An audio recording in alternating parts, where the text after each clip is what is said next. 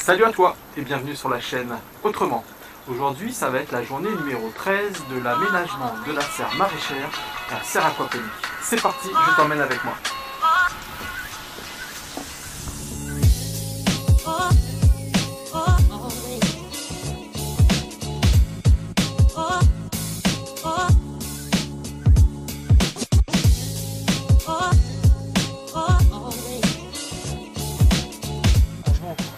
D'aller à la serre, on va faire un petit arrêt pour reprendre du ruban adhésif d'électricien. Alors ça va être derrière. Alors du noir. Ruban adhésif noir. Alors je m'en sers en fait pour faire des fixations de mes raccords. Donc ça me permet de pouvoir démonter en 2 secondes et ça tient très bien. Et nous voici à la serre. Et donc on va continuer là où on s'était arrêté la dernière fois, à savoir donc la consolidation des supports pour mes filtres. Donc voilà, j'ai consolidé le support qui est adossé au bassin.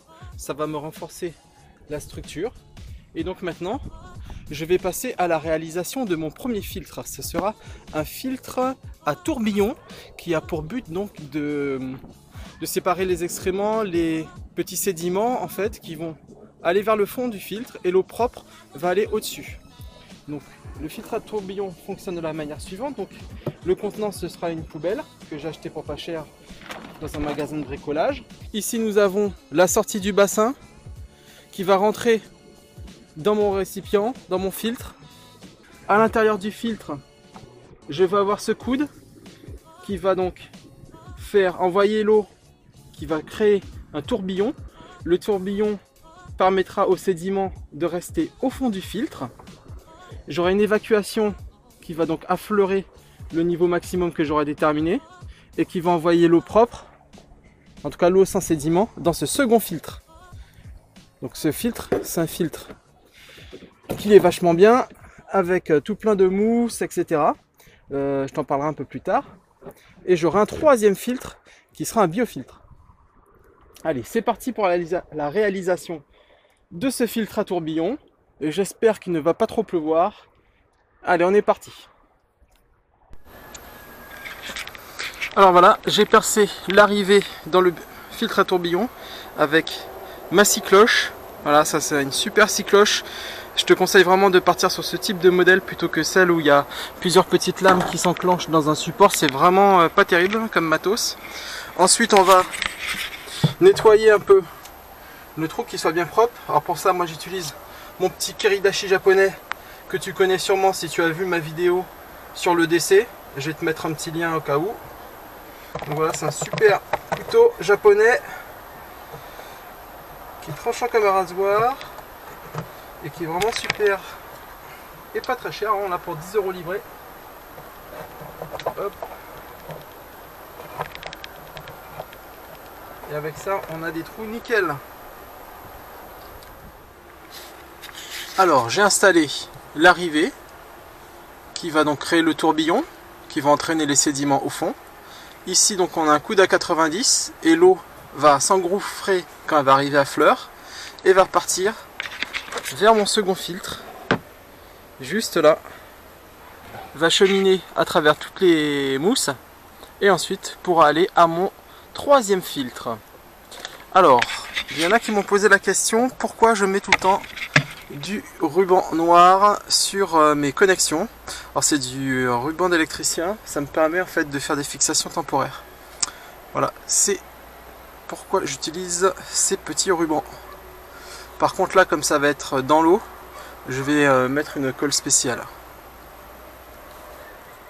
L'étape suivante va consister à réaliser un trou au fond de mon récipient pour pouvoir évacuer donc tous les sédiments qui se seront entreposés à la surface du fond du filtre.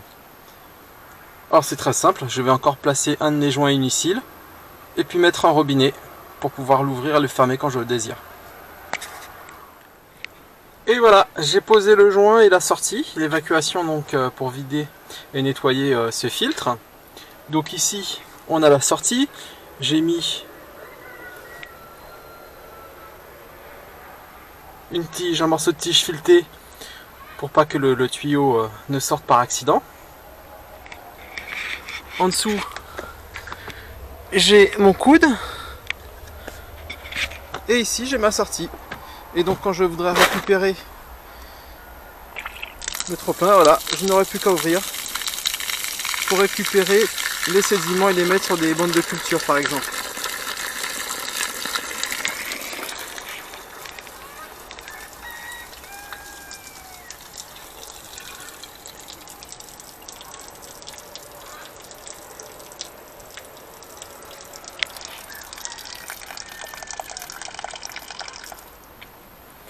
Donc voilà, il n'y a plus qu'à faire les tests, mais le filtre à tourbillon est terminé. Et voilà, on va s'arrêter là pour aujourd'hui. Donc petit récapitulatif.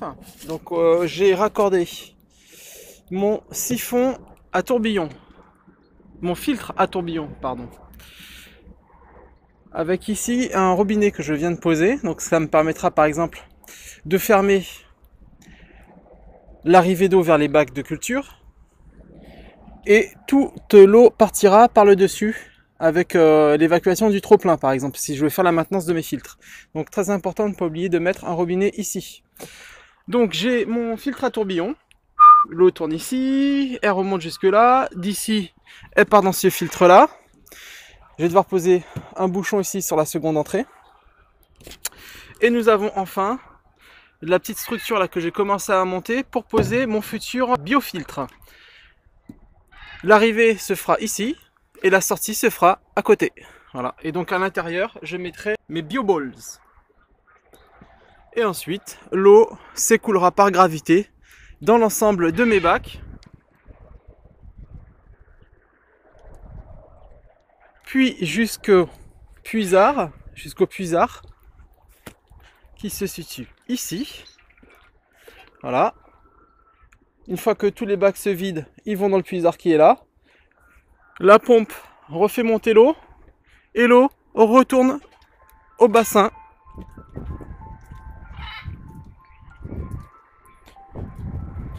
Jusqu'ici et ensuite dans le bassin. Encore une fois, j'ai donc un robinet qui me permettra de régler le débit ou de fermer le débit de la pompe. Donc voilà, cette vidéo est maintenant terminée, j'espère qu'elle t'aura intéressé. N'hésite pas à me poser des questions en commentaire, j'essaierai d'y répondre.